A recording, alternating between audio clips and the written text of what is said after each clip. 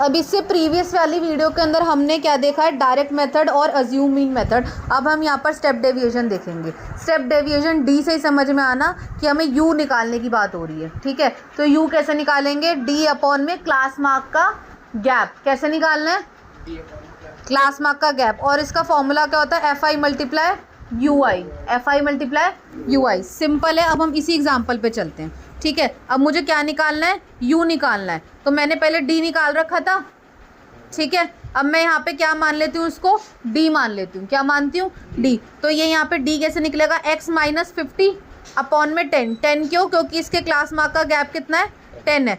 15 और 25 में गैप कितने का है, 10 का है। 25 और 35 में गैप कितने का है, फिर 10 का है। तो यहाँ पर हमेशा कितने का गैप आएगा, यहाँ पे हमेशा क्लास मार्क का गैप लिखना है। यहाँ क्या लिखना है, क्लास मार्क का गैप। और ऊपर वाली जो है हमारी इक्वेशन वो क्या है, डी है, ठीक है। अब डी मैंने यहाँ पे सारा सॉल्व कर रखा है, तो अब मैं क्या दोबारा सॉल्व करूँगी, नहीं। अब मुझे दोबारा सॉल्व करने की ज़रूरत नहीं है। तो अब मुझे बेसिकली क्या करना है, डी अपॉन में क्लास मार्क का गैप। तो 30 अपॉन में 10 कितना आया, -3, ठीक है। -20 अपॉन में 10 कितना आया, -2।